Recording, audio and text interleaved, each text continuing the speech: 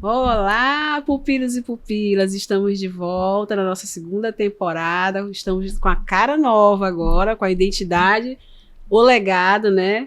O nosso novo podcast, o legado além do agora. E nessa temporada a gente vem contar grandes histórias que estão construindo legados.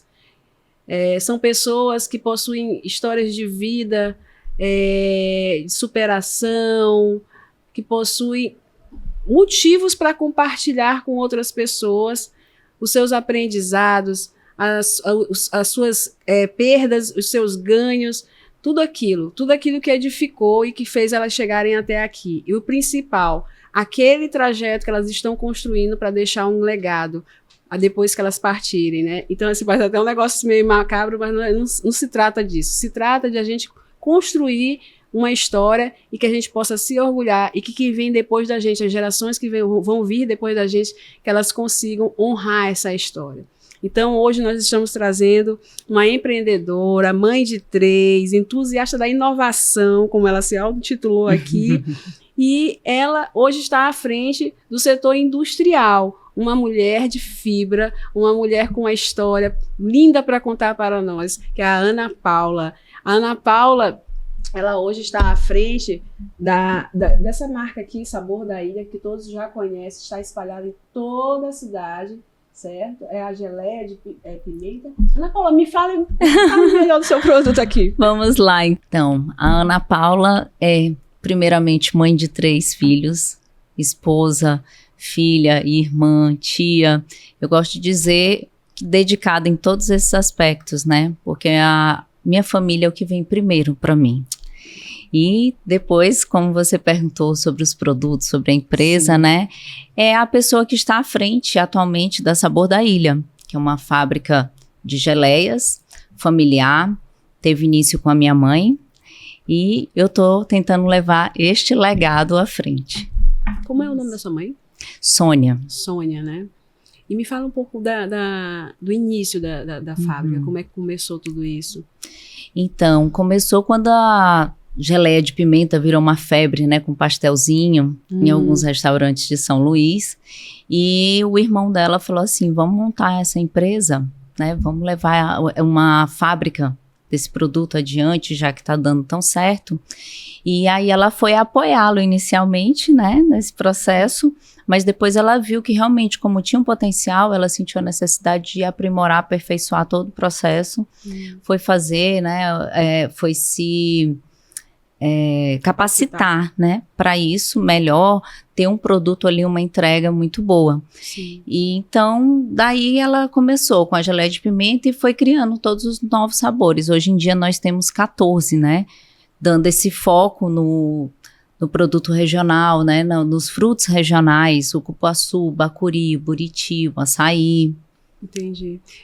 Foi uma receita familiar que acabou... Não, até que não foi uma receita familiar. Veio, né, um tio que era... A minha família teve vários restaurantes em São Luís bem conhecidos. Maracangalha, Chique-Chique. Jura? Né? Que legal. E aí um tio trouxe e falou assim, olha, geleia de pimenta é muito legal, estão usando muito, a gente precisa fazer. E aí eles conseguiram desenvolver uma receita que atualmente ela é bem modificada, né, do que foi a princípio, porque ela foi aprimorada. Mas foi assim que veio essa ideia. Então, vamos lá. Existiu uma nova tendência, que foi a questão das entradas de pasteizinhos, e vocês pensaram num agregado, né? Isso. E aí acabou desenvolvendo, ou seja, não era algo de receita familiar, né? E aí quem conseguiu realmente acertar essa receita, porque o doce, ele tem muito aquela questão do ponto, né? Sim. De dar o ponto, de acertar, equilibrar os ingredientes. Então, aí, esse meu tio conseguiu fazer. E a minha mãe depois foi junto com ele aprimorar para que fosse um produto para prateleira. Então ela foi fazer um curso de geleias no Instituto de Alimentos lá em São Paulo. Legal. Aí trouxe, né? Aí aperfeiçoou toda essa receita e desenvolveu, né? Aí ela começou. vamos trabalhar com o quê? Lá no sul, o que é que a gente vê muito? A geleia de morango, a geleia de uva, frutas vermelhas, framboesas, só que a gente tem isso no Maranhão. Verdade. E a gente nosso produto ia sair pela hora da morte, né? E a competitividade ia lá para baixo, porque era um produto novo, era uma marca nova, aliás, e para você concorrer com outras marcas do mercado com o mesmo produto, ele sendo mais caro, não. Aí ela ficou, não, vamos olhar para os produtos regionais, ou para os frutos regionais. E começou a ter essa visão, foi conhecendo cada produto, foi teste, tentativa e erro mesmo, fora, né? De lotes e lotes aí perdidos também. Eu imagino. E vem cá, a parte de produção de vocês, ela iniciou vocês ainda estão no mesmo local? Não, né? Como é que começou ela? O local que começou foi uma casa emprestada, adaptada para atender as exigências da vigilância sanitária e tudo, né? E era a casa de um outro tio que cedeu para poder ir construindo essa história, né? Essa fábrica, para que tudo se consolidasse. A família apostou junto, né? Foi, a família apostou junto. Para que tudo se consolidasse, e aí foi vendo, né? A necessidade de sair daquele espaço, de ter um espaço mais direcionado, mais amplo, né? Aí minha mãe fez, né, um financiamento, comprou um terreno e já construiu o espaço que a gente está hoje. Legal. E aí agora a visão já é ir para outro. E como é que deu esse boom? Porque foi assim, a impressão pra gente que está de fora, né? Pra gente que só tá misturando ali o pastelzinho com a geleia, a gente viu que foi um boom. E até achava que era de fora. Eu só fui saber que era local quando eu parei para conversar e perguntava, gente, quem é que fabrica isso daqui, né? E aí foi a hora que eu comecei a saber sobre essa história. Uma história que, meu Deus, ela entusiasma a gente, porque a gente acha que para fazer criar uma grande marca, a gente tem que criar grandes feitos, né? A gente tem que começar grande, a gente tem que providenciar a fábrica. Eu tô vendo que não é bem assim, né? Isso. A coisa começou com mais determinação e coragem do que tamanho. Mais determinação e coragem, muito trabalho, suado, assim. Minha mãe foi uma guerreira. Quando a gente olha para trás e vê tudo que ela fez, né? Sim. Esse legado que ela está me passando, né? Por todo esse tempo, é uma inspiração para mim, né? Então, eu acompanhei toda essa trajetória e assim... Peraí que eu me perdi onde eu ia colocar. A gente estava falando do tempo, né, que levou para fazer tudo isso, do tempo, a determinação. Do boom. Então, nada veio de uma hora para outra. Sim. Até porque a Sabor da Ilha já vai fazer 24 anos esse ano, né? Mas o que eu entendo, a tua percepção é bem normal. O que a gente foi, quando eu entrei na empresa para trabalhar com ela, o que eu percebi é que as pessoas não sabiam qual marca estavam consumindo, elas iam atrás só de um cara crachá, né? De uma embalagem ali, que elas sabiam que ali tinha aquele produto legal, mas não sabia qual era o nome da marca, não sabia onde era produzido. E aí a gente fez algumas pesquisas até de mercado para entender isso. E aí realmente era o que eu estava imaginando. E outra coisa, a embalagem, ela não estava à altura do produto que tinha dentro dela. E aí a gente foi repensar esse processo, a identidade visual. E foi onde as pessoas começaram a entender que aquela geleia que todo mundo gostava era Sabor da Ilha, e era produzida, fabricada aqui mesmo na Grande Ilha. Essa é a sacada. Todos nós precisamos de pertencimento. A gente tem essa necessidade, né, de pertencer a alguma coisa, a algum lugar. E é uma das coisas que a gente percebe nesses grandes movimentos que são rapidamente aderidos, e isso não serve só para movimentos, mas também para marcas, é justamente isso. A regionalidade. E são poucos os empresários locais que pensam dessa forma, mas a regionalidade, né? Isso. Ela acaba trazendo essa ideia de pertencimento. Então, assim, isso não foi... Isso foi uma grande sacada de vocês. Por quê? Porque vocês pegaram uma embalagem, pegaram o mesmo nome de sempre. Sim. Puseram uma identidade local. E se a gente for observar, é como você mesmo falou, a gente teve muito teste, a gente teve muitas perdas para chegar ao produto final, né? Sim. Então, até isso vende. Até essa história vende, né? Da quantidade de vezes que vocês tiveram que misturar, que vocês tiveram que testar, o sentido que vocês tiveram que dar para essa simples, né? Eu coloquei aqui alguns itens, eu estava observando muita coisa os ícones da cultura folclore, regional. Exatamente. Então, foi uma grande sacada e foi uma movimentação simples. Né? Se tu for observar, né, na lógica, gente, a gente botou a cara da nossa cidade, da nossa cultura aqui. De certa forma, a gente pode dizer que foi fácil. Porque o pertencimento, como você disse, ele já estava totalmente ligado a nós. A partir do momento que a gente resolveu trabalhar com os frutos regionais, a gente já se conectou completamente, né, ao que é o nosso estado, a essa questão do pertencimento. A gente não quis se render a continuar trabalhando com o que já tinha no mercado, com o que era de fora, e achar que aquilo era o melhor, né, que é o que é conhecido. Então, a gente continua realmente carregando essa cultura junto. E foi muito legal, porque aí Deus vai colocando as pessoas no nosso caminho, né? Eu acho que a gente, no início, também não tinha o dinheiro para poder investir num desenvolvimento de identidade e tal. Então, é aquela história, começou do jeito que dava. E quando a gente percebeu que faria uma grande diferença a gente se posicionar, ter esse posicionamento no mercado, de ser entendido que era fabricado aqui, bater no peito, ter essa gratificação, né, de ser reconhecido daqui também, que fazia parte, a gente sabia que era necessário. E ter uma pessoa que cruzasse o nosso caminho e entendesse esse propósito, que é o do pertencimento, né? Que foi o design também que veio quando a gente começou a conversar sobre o que qual é a essência, sabor da ilha. A gente já está dizendo que é a ilha. A gente já está aqui. O principal que a gente quer levar para o nosso cliente é o sabor. Isso é inegociável para a gente. A gente já fez teste com algumas frutas que elas não reproduzem o sabor após o cozimento. Então, não adianta, eu não vou colocar saborizante, aromatizante para dizer que aquilo é cupuaçu. Ou ela vem ou não. Falou isso um teste de graviola que a gente fez, acerola, às vezes. Aí se perde, né, no processo de geleificação.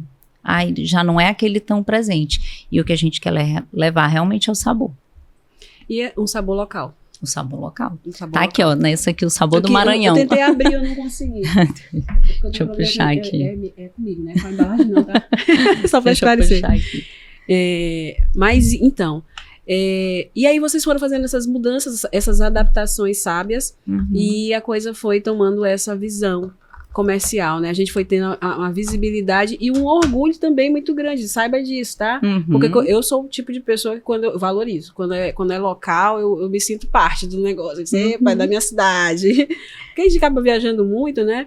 E aí a gente tende a querer... Esse daqui é de mostrar, apresentar, né? Falar, olha, lá na minha cidade produz. Eu digo mesmo, eu já rodei o Brasil quase todo, aí o Nordeste, eu não troco minha cidade por muita coisa aqui, não. É verdade. Eu sou desse tipo. E essa amostra meio gourmet, né? Pequenininha e tal. Essa ideia aqui, como foi que surgiu aqui? Essa ideia é porque um berço comercial nosso, que a gente pode dizer, foi o centro histórico.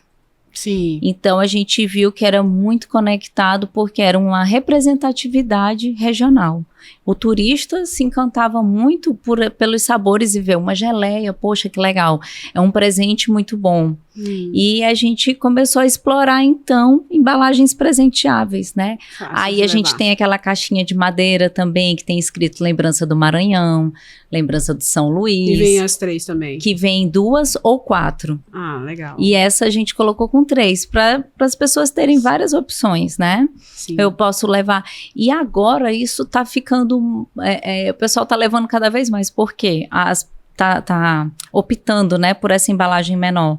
Por causa dessas limitações agora de bagagem, em voos. Então, aí eles... não, vou levar pequenininha por causa do peso. Mas até assim, não compensa muito na parte financeira, né? Mas as embalagens pequenas são caras e tudo. É por isso que ela acaba sendo, né, é um pouquinho mais onerosa. Mas o pessoal acha mesmo assim que vale a pena, por causa do peso, né, atualmente. Entendi. E ela é bonitinha, a apresentação, vai na caixinha. Não dá Então, vontade de usar. Não dá vontade de usar, nem sei se eu vou usar. normalmente quando eu dou essas caixinhas, falo, ai meu Deus, e Eu não vou agora? nem usar, tá? Aí eu falo, não, faz o seguinte, tu come, bota outra coisa dentro e fecha. Não, ainda bem que eu tenho as outras, as maiores. Também você tem essa Tá, facilidade. vamos lá. Deixa eu te perguntar uma outra coisa. Em relação ao local, né?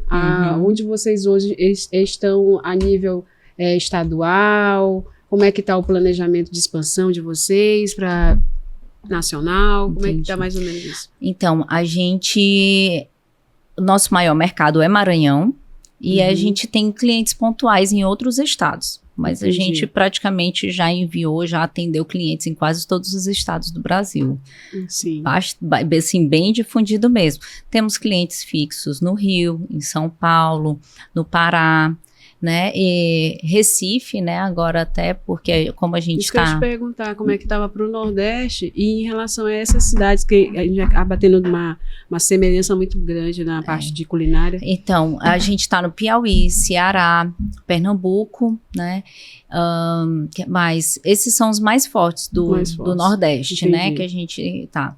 E a gente até acabou chegando com mais facilidade porque a gente já estava dentro da Rede Mateus, que ele foi expandindo, né, para alguns lugares do Nordeste e começou também a ter esse produto disponível.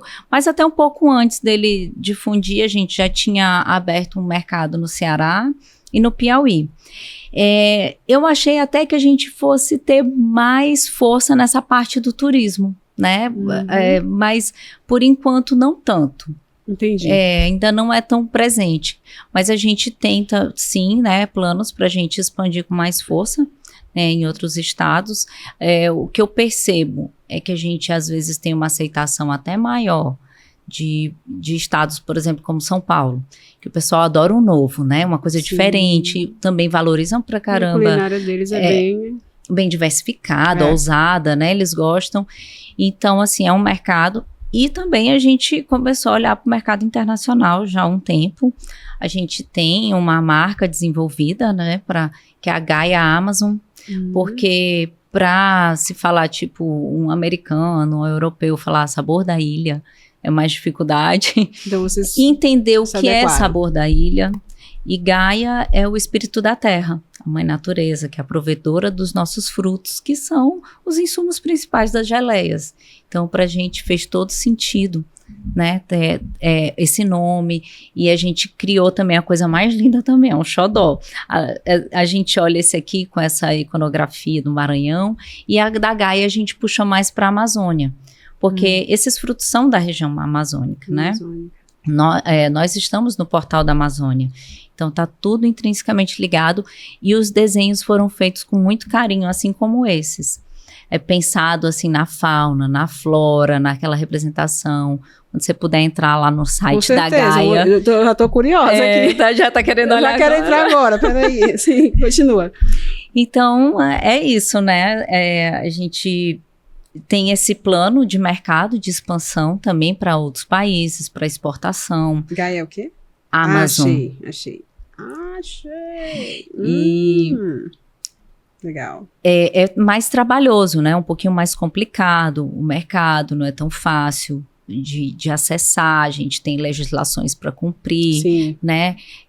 Tem barreiras linguísticas, então a embalagem tem que ser desenvolvida, tem que ser adaptada ou não. Então, vai muito de cada país, né? Para a gente entender. Entendi. Então, agora sim, eu dei um foco também para a gente poder fazer uma nova expansão e para uma nova planta, um novo espaço, e aí já aumentar a nossa capacidade produtiva, que ela já está perto do nosso limite no local que a gente está. Isso que eu ia te perguntar. Como é que está essa parte estrutural?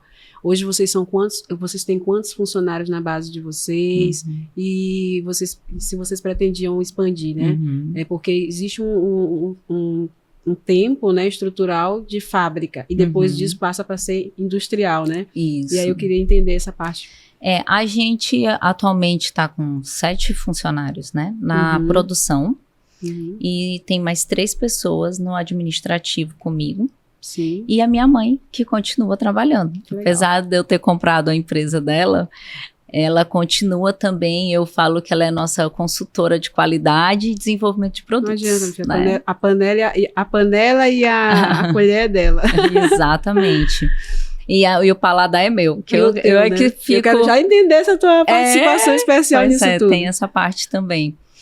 E então, né, hoje em dia esse é nosso quadro, né, de colaboradores, a nossa equipe. A gente fabrica atualmente 8 toneladas por mês de geleias, né? A gente pode alcançar aí até em torno de 9, 10, mas é bem complicada a parte de espaço para você armazenar embalagens, insumos, né? E mais o produto pronto que a gente precisa ter estocado, por exemplo, chega pedidos para a gente já chegou de 500 caixas, de 800 caixas, e isso tudo é muita coisa, né? Grande, a gente está falando de em torno de 15 mil unidades de geleia, entendeu? Assim, mas nossos maiores pedidos hoje em dia tá nessa faixa assim de 350 caixas por pedido, mas tem também de uma caixa, a gente atende, né, aquele público 2, 3, vai depender também do perfil, porque a gente trabalha em alguns nichos diferentes de mercado, que a gente atende o food service também com uma embalagem institucional maior. Não sabia. Legal, a gente também tem esse mercado. Então, é turismo, então, disponível supermercados. Nessa quantidade maior, tá na parte de supermercado atacado, não é isso? É isso, nos mix, né, você encontra, e também algumas lojas que atendem esse público, né, como Cantinho Doce, Chef House. Então, a gente também tá ali nesse público. Vocês estão em todo lugar já, gente. Que legal. Que lindo. Tem muito para crescer ainda. Pois bora falar de Ana Paula mãe, Ana Paula pessoa. Eu quero saber agora um pouquinho da tua história. Como é que como foi que tu decidiu ser fisioterapeuta primeiro? Tem essa história aí para trás, né? Então, desde pequena, eu sempre gostei muito de cuidar das pessoas. Eu tinha aquela coisa assim, meu pai chegava em casa do trabalho, eu ia tirar a meia, eu trazia bacia de água quente, eu colocava os pés, eu ia cortar as unhas, eu ia, sabe assim, fazer, chamegar, cuidar, né? A tua linguagem do amor era cuidar. O cuidar, né? Então, assim, eu sempre gostei muito, animal, cachorro e tal, de cuidar, de dar banho. Então, eu sempre fui muito conectada. E todas as vezes que eu parava para pensar o que eu ia ser, eu sempre ia pro lado da saúde, né?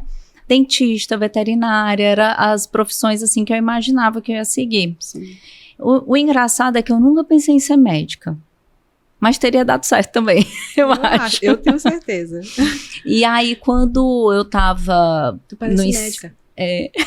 Quando eu tava no ensino médio, começou o boom da fisioterapia. Se falar muito em fisioterapia, aí eu lembro de ir pra biblioteca da escola, pesquisar da profissão. Eu falei, cara, é isso que eu quero ser.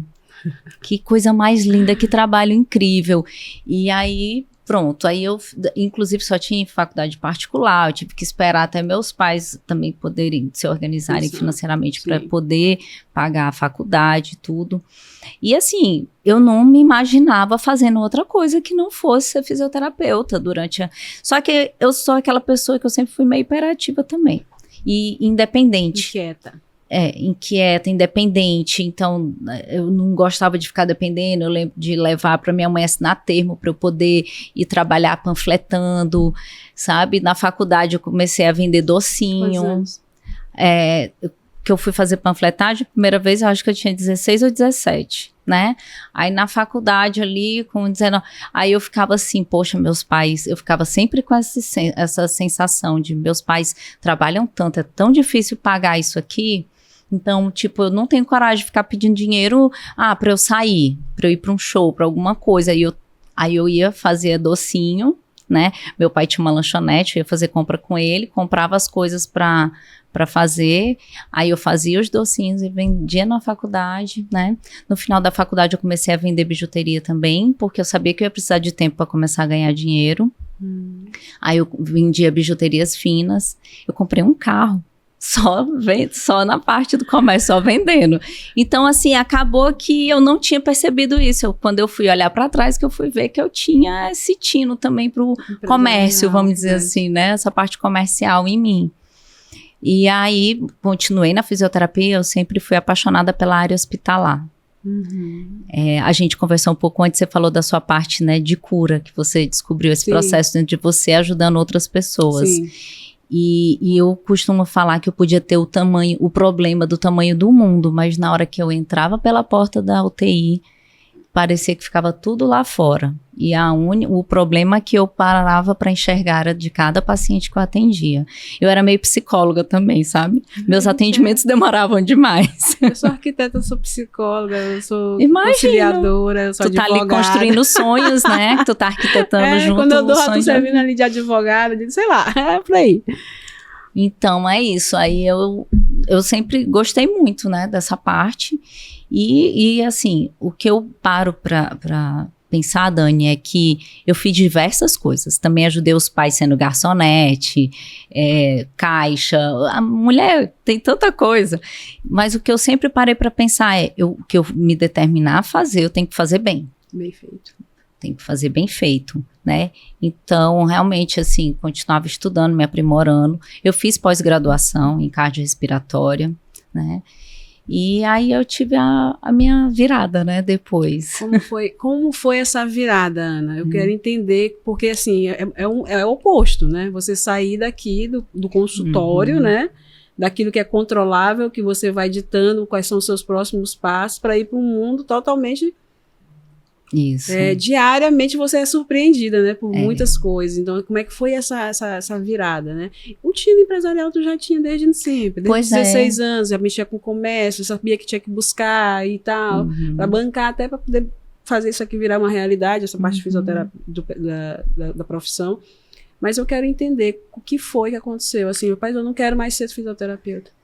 Eu nunca falei essa frase, sabia? Tu não falou, nunca, não quero ser, porque... Só foi. Porque eu nunca eu assim, acabei não tomando essa decisão de uma vez, né? Mas a decisão de fazer uma pausa na carreira de fisioterapeuta foi com o nascimento da minha filha, né? Da Giovana, hoje ela tá com 13 anos. A mais velha. Isso. Eu saí de licença maternidade. E aí um dia eu me deparei com ela no colo, olhando para ela e pensando, quando eu voltar a trabalhar, como é que vai ser? Quem vai cuidar? Porque eu não tinha aquela rede de apoio. A minha mãe trabalhava pra caramba. A família do meu marido não morava aqui, a família da minha mãe nem é daqui, né? Eu sou de Campinas, São Paulo. Minha mãe é mineira, meu pai é potiguar, lá do Rio Grande do Norte. Então, assim, se estreitava nessa nossa rede de apoio. E eu ficava muito preocupada, eu falava assim, bom, e sem contar que eu trabalhava 28, 30 dias no mês. Era um plantão atrás do outro, eu vivia com enxaqueca, eu tinha muita dessa, até por causa, eu acho, dessa parte da autorresponsabilidade, de eu ter que cumprir aquilo, de eu ter que parar, me doar para um paciente, demorava. Então, quando eu fui percebendo tudo isso, eu falei, poxa, eu não vou ver nem minha filha direito. E aí, infelizmente, na época também, a gente tinha um outro agravante, a remuneração não era boa. Sim. Eu estou falando de 13 anos atrás. Hoje em dia, até pós-pandemia, muitas conquistas aconteceram, né, nessa área.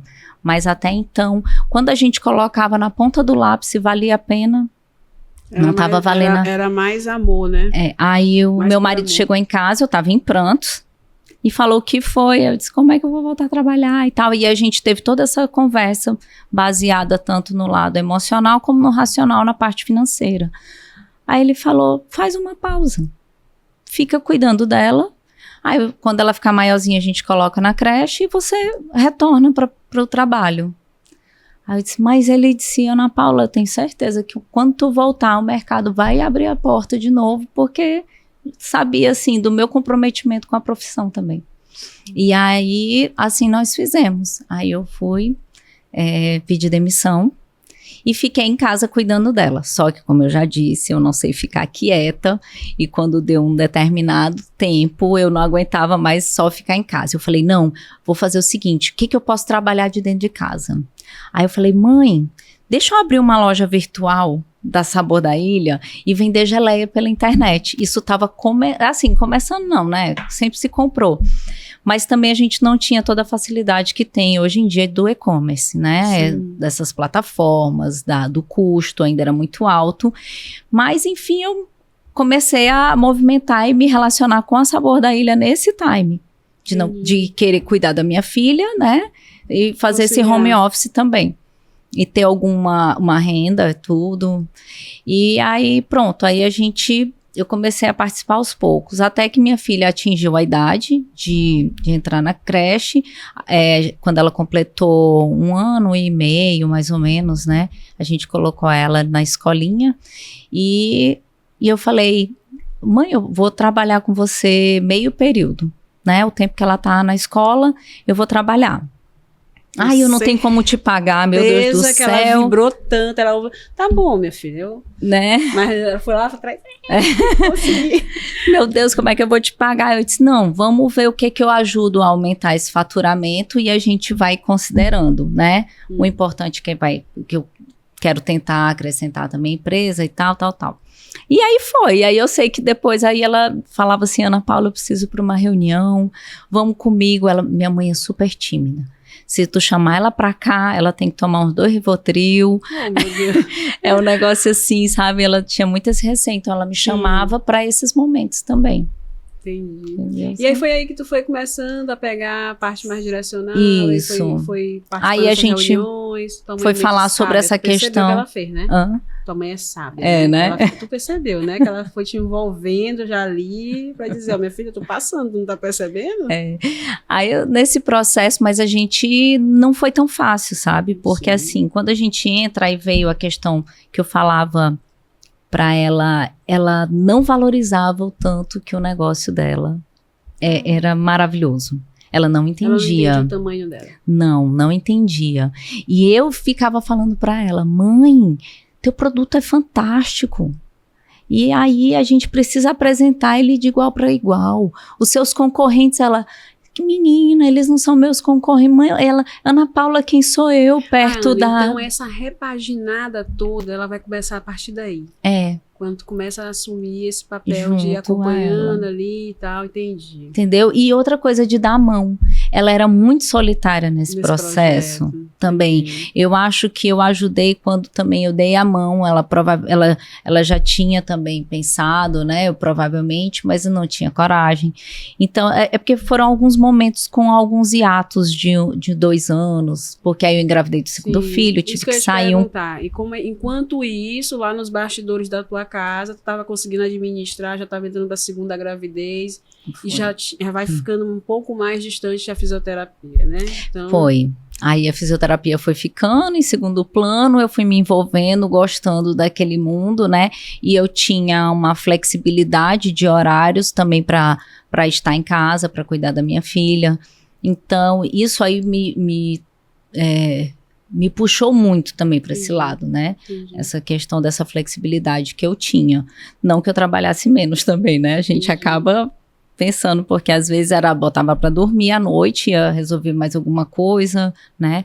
E lá no outro trabalho, não. Tudo bem que o plantão era puxado, mas quando saía de lá, o trabalho ficou lá. Não posso fazer mais nada agora, a partir de agora. Aqui é previsível, aqui é imprevisível. A realidade é essa, né? Exato. Então, vocês têm hora para começar o expediente para terminar. E já aqui, não.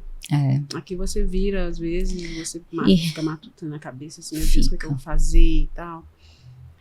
Assim, Ana, deixa eu te perguntar em relação ao legado, né, dessa empresa, né? Eu entendi toda a tua parte de construção aqui, sua mãe, depois veio você, e como é que tá sendo preparada, né, essa próxima geração para que esse legado de vocês permaneça por muito tempo? Como eu estava falando ainda há pouco, né, eu virei para minha mãe e falei, você tem que entender tudo que você construiu, olha para trás, veja, né? Isso é a minha inspiração. Era um peso muito grande também, poder levar isso adiante. É um peso muito grande. Uma responsabilidade. Mas onde eu vou, eu faço sempre questão, olha, minha mãe que desenvolveu cada receita desses produtos, né? Para mim, assim, é muito importante falar isso. E contar essa história que eu te contei ainda há pouco de tudo que ela tinha que fazer. Era a parte burocrática, ela ajudava, assim, dentro da produção. No início era bem puxado por ela, depois ela conseguiu passar, mas às vezes ela saía para trabalhar, para vender, para resolver uma coisa, para comprar insumo, para voltar, para finalizar o ponto, né? Então, assim, isso aí é um peso muito grande, realmente, de levar adiante. E isso é claro para quem trabalha com vocês? Essa história, ela já é uma história que é muito bem contada para esses funcionários? Sim. E a gente tem pessoas, né, já, infelizmente, a gente tinha um funcionário de 21 anos, infelizmente ele faleceu, que foi o que começou, ele faleceu há 3 anos. Sim. E aí, mas ele, em seguida, todos os nossos colaboradores acabam tendo um tempo já bem extenso com a gente, eles vão e ficam, eles entendem, eles respeitam pra caramba. A mamãe tem 73 anos e tá lá dentro da produção, né? Todo dia de manhã ela vai, ela reduziu, né, essa carga horária dela, então ela todo dia de manhã ela vai trabalhar, às vezes chega lá até assim, hoje eu não acordei muito bem, vai para casa, não, sabe, é uma responsabilidade infinita, e eu acho bem importante a gente passar isso, é parte dessa cultura, é parte do nosso legado, né, que a gente, tipo, eu não tenho essa coisa de tu tá me olhando aqui toda arrumadinha, bonitinha, mas mais cedo eu tava de calça jeans, eu carrego 2, 3 caixas de uma vez, a gente já fiz entrega de fundo de loja, já fiz de tudo. Sim. E ela também, entendeu? Com certeza, e muito. E nós duas já fizemos muito isso. E às vezes a gente se depara realmente com impasses, né? Até da nova geração, que tem dificuldade de entender isso, que a gente tem que fazer o que precisa ser feito. Não é porque você é o dono e tal, não, ele mesmo é que faz, né? E às vezes você tem que enfrentar determinadas resistências e é bem difícil, porque eu tenho que respeitar até onde a individualidade da pessoa, mas é muito difícil para mim entender que eu nunca tive, entre aspas, frescura para nada. Esse alívio, né? Essa preocupação de saber como lidar com aquela pessoa e tudo mais. Assim, Ana, é uma realidade. No mercado hoje em dia, infelizmente, né, a gente está... Por isso que eu perguntei como é que essa cultura de vocês, como é que tudo isso está sendo explanado para dentro do meio de fábrica, né? Porque as pessoas elas precisam entender o quanto é importante, né? Não é sobre o produto, é uma história inteira, né? E quando a gente conhece a história daqueles que começaram o negócio, isso fica mais fácil de você lidar com esse tipo de pessoa, com cada tipo de pessoa.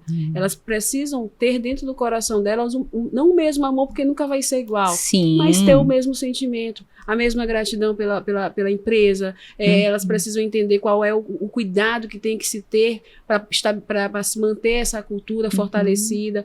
E uma das preocupações quando a gente fala de legado, né, é quem está vindo na próxima geração e qual é o entendimento que essa próxima geração, qual é o amor que essa geração ela também e a gente sempre detecta, né?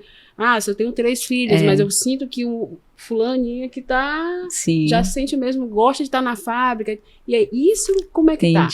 Pois eu fiz questão de começar lá dela e eu, da minha mãe, não, e começar, daí eu falei tudo que minha mãe pôde me passar, né, de legado. E que eu realmente absorvi muita coisa, que eu acho que aqui quando eu pontuei já fica um pouco do que é o meu legado. Claro. E, enfim, tenho 3. Vamos lá. O de 4 anos, há 2 meses atrás, chegou e falou: mãe, eu preciso montar minha loja de geleia. Olha que legal. Né? Aí assim, ele estava outro dia lá na fábrica e a gerente chegou e perguntou: o que você vai querer ser quando crescer? Ele: ora. Aí ele só fez assim com a mãozinha, né? Eu vou vender geleia, né? Fazer geleia. E aí foi muito legal. A gente viu esse Tino, ele tinha um mercadinho de brinquedo, né? Aquelas estruturazinhas de plástico, e era um mercadinho que eu sempre gostei de colocar pra, né? Tipo assim, eu vou pra menina, eu comprar uma cozinha, aquelas coisas, né? E aí, todos eles tiveram essa brincadeira com o mercadinho. A mãe já colocando, né? A mãe tá testando. Então, eu fui, fiz uma nota separado, peguei uns produtos lá da fábrica, Aí levei pra casa e ele ficou me cobrando, porque eu esqueci e tal. Uns 2 dias ele chegava, mãe, cadê os produtos? E aí eu cheguei em casa 4 anos. Aí arrumei lá no mercadinho, menina, pensa na felicidade. Depois eu vou te mandar a foto. Eu quero ver. Primeira coisa, eu tô logo dizendo, eu quero ir na fábrica. Claro. Quero conhecer sua mãe. E quero conhecer esse sucessorzinho aí. E aí, pronto, aí ele desceu pro parquinho lá do condomínio, levou o mercadinho, organizou lá. Aí eu sei que até a menina do financeiro falou, Ana Paula, eu tô ficando doida com esses Pix do Vitor, porque do nada chega um Pix aqui, a gente não sabe de quem é. Conversa, né? Porque eu mandei pra ele um QR Code, né? Porque ninguém anda com dinheiro, né? Sim. Mas... E aí as crianças pegavam, pedia pra babá mandar mensagem pra mãe, aí a mãe manda aí o Pix, aí fazia o Pix pra ele, pra poder pagar, porque queriam a geleia. Outro dia eu recebi foto de uma coleguinha dele lá do prédio, a mãe chegou no supermercado, aí ela falou, olha, a geleia que vai comprar é essa aqui, ó, da Sabor da Ilha. Então, olha, já teve, né, uma repercussão. Plantaram. Já foi plantado. Então, eu acho que dos 3 ali, é o Vitor que tem o menorzinho. Vai fazer 5 anos esse mês. Que legal, gente. Que história maravilhosa. E Ana, é isso, né? No final das contas, valeu a pena, né? Todo esse trajeto. A gente tende a sempre pensar no resultado, né? E não valoriza tanto o trajeto. E aí é nesse trajeto que vai descobrindo, né? Essas coisas, a questão da sucessão, isso é tão importante, porque não é mais só sobre você ou sobre sua mãe, é sobre toda uma família, né? Se eu, como consumidora, me orgulho porque é um produto ludovicense, imagina vocês que são da família. Nossa, é muito gratificante mesmo a gente olhar essa repercussão e reconhecer, né? Porque eu ficava chateada quando eu comecei a trabalhar com ela, porque as pessoas não sabiam quem era Sabor da Ilha, não sabiam que era a Dona Sônia, que fabrica as geleias, sempre teve tanto empenho, né? Porque outra parte da cultura, como eu falei, é o sabor. Então, é trazer para eles o cuidado, né? Lá é uma coisa constante. Eu acho que toda reunião tem que ser falado sobre os cuidados para produzir. Sobre a qualidade, sobre manter um padrão. É difícil porque a gente lida com insumos da natureza. Vai ter um que vai vir mais doce, outro mais azedo, né, com mais pectina, com menos, eu vou precisar adicionar. Então é delicado, é difícil quando é um produto tão artesanal, você ter um padrão exato, mas a gente tem que primar e tentar atingir ele ao máximo possível. Vocês estão completando 25 ou vocês já estão no 25? A gente vai fazer 24. 24, em né? março. E vocês estão pensando, logicamente, em algum produto de aniversário, né, de 25 anos. Se não estiver pensando, olha, eu me atendo nas cores dos outros. Mas assim, e que tal homenagear a Dona Sônia? Criar uma geleia ou colocar a história dela. Olha aí, fica a jogo, dica. Né? Fica a dica. Eu acho que tem que botar aí. Na verdade, a gente tá com alguns produtos já assim, já foram testados e tudo mais. Esse ano vai ser um ano assim de muita novidade. Então. Na Sabor da Ilha, né? De coisas que vão vir, inclusive, ligadas à inovação. Como eu disse, eu gosto muito, porque eu acho que a gente não precisa estar inventando a roda. Claro. Né? Se eu já tenho uma marca, uma empresa, uma linha, a gente pode simplesmente inovar já dentro disso. É a parte de embalagens, né? Que a gente vai vir aí com uma novidade, inclusive para o mercado nacional. Você não vê no mercado o que a gente vai lançar dentro, eu acho que dos próximos 2 meses.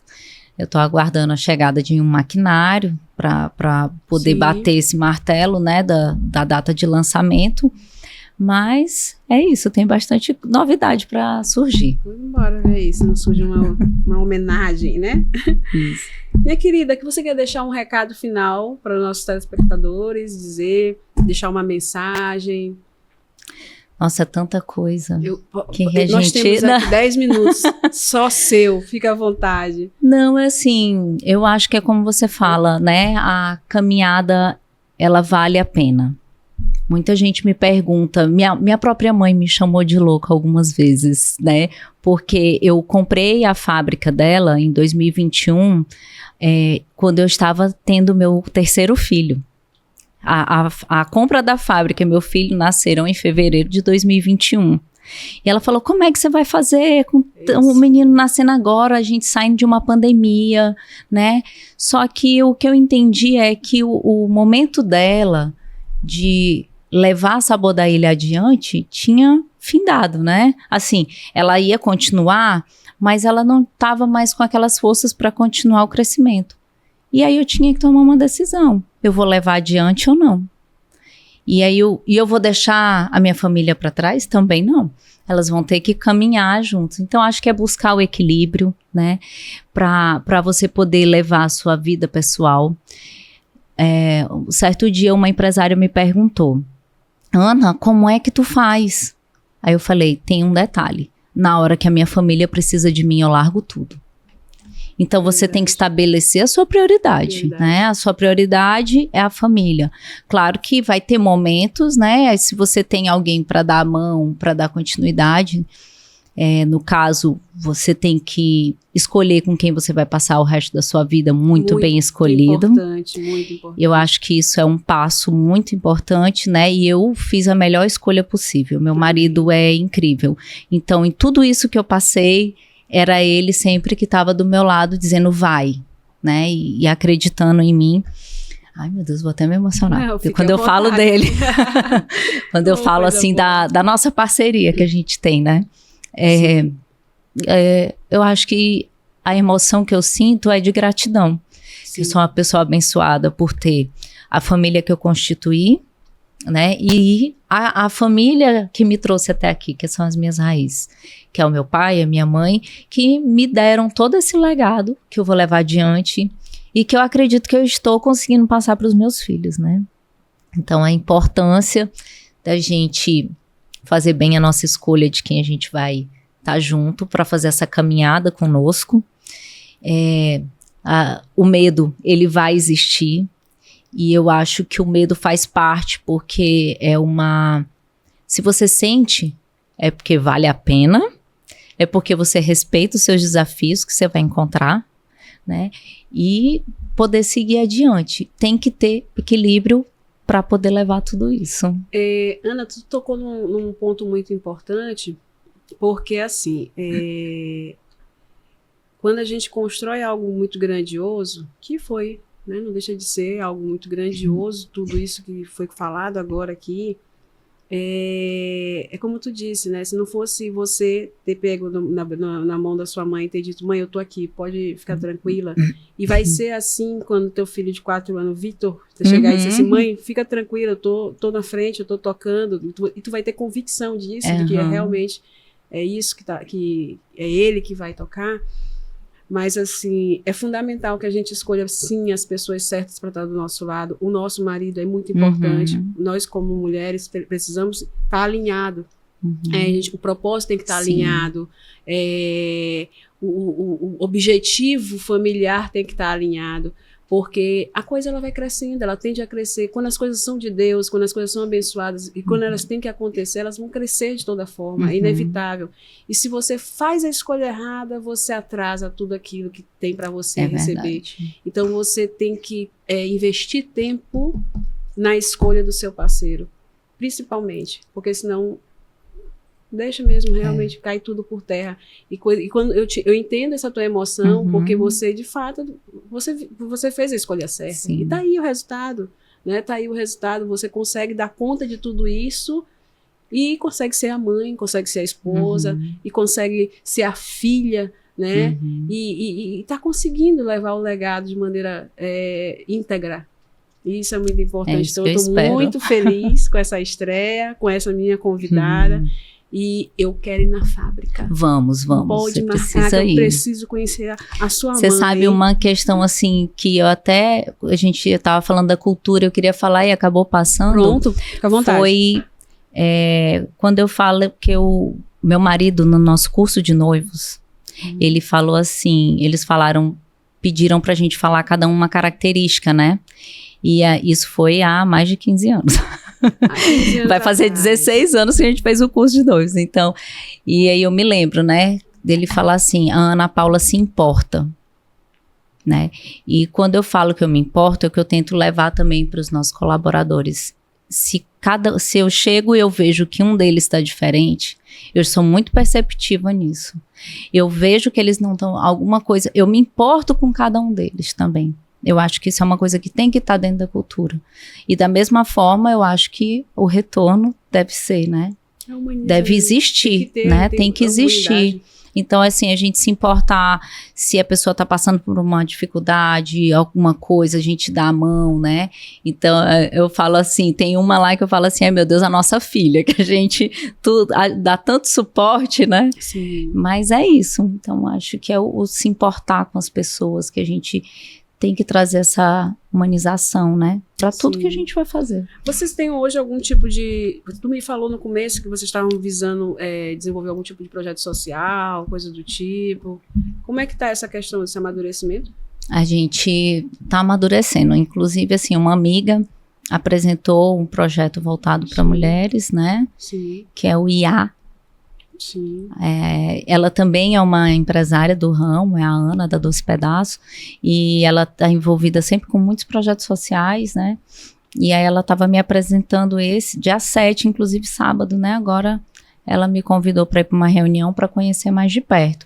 Mas assim, eu acho que a gente está sempre aberto a tá conhecendo, né? E o que a gente pode ter ali de contato, que é como você falou, né? Quanto mais a gente ajuda, mais também a gente vai colhendo. E não só servir, por isso, né? mas... Exatamente. O servir, ele é muito importante porque ele te renova, né? Ele te coloca sempre a prova do que está acontecendo à sua volta e te coloca, assim, numa reconexão. Porque você, às vezes, está tão focado na produção, no resultado, nisso, aquilo, e aí você, às vezes, não vê o que está acontecendo à sua volta, né? Você, às vezes, se torna alguém inatingível, coisa do tipo, com crescimento, você acha que aquilo ali não é responsabilidade sua. Sim, e quando a gente vai servir, aqueles que ele não tem como nos devolver, que a gente está dando para eles... e você entende qual é o seu papel na vida deles, isso não tem preço, né? Isso não tem preço. E isso pode ultrapassar as paredes da empresa. O ideal é que seja assim, né? Isso. Você tem que ultrapassar as paredes da empresa. Eu, assim, toda vez que eu penso em como, bem como você falou, a gente precisa usar a nossa história, a nossa caminhada também para... de repente inspirar alguém. Outras pessoas. Então, às vezes, quando eu penso nesse projeto, assim, até para Ana Paula, não é nem para a empresa. Sim. É o que eu posso colaborar, acrescentar nessa pessoa, né? É justamente dentro disso, alguma mentoria, algum apoio nessa parte do desenvolvimento, né, da mulher, que é isso. É isso. Ana, muito obrigada. A gente está encerrando aqui nosso primeiro episódio Legado, além do agora, com a nossa convidada Ana Paula. E foi um prazer te receber, conhecer um pouco da tua história, e eu quero conhecer muito mais, com certeza. Nós vamos nos encontrar em algum projeto desse, em algum outro momento, e eu estou à disposição a respeito de... caso você queira marcar algum tipo de mentoria para seus funcionários, enfim. Você vai entender um pouco mais sobre mim aqui. Eu trouxe esse presente para você. Obrigada. É o meu livro, minha autobiografia. E aqui você vai conhecer alguns dos meus projetos, né? Eu vou precisar só de uma dedicatória aqui, porque eu preparei a dedicatória antes de chegar. Obrigada, viu? Obrigada pelo convite. E também adorei te conhecer a tua história também. Obrigada. Muito inspiradora.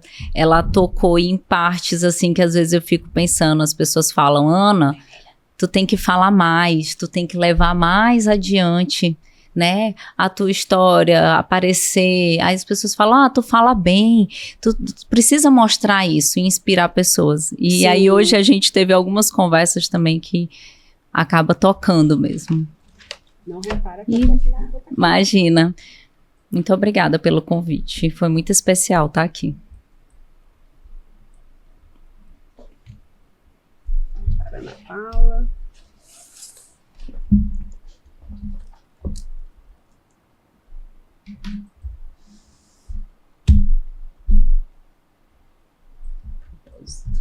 É isso. E é isso, Ana. Obrigada. Amei a minha Então lembrancinha. é isso, pupilas e pupilas, muito obrigada e até o nosso próximo episódio, com o nosso próximo convidado.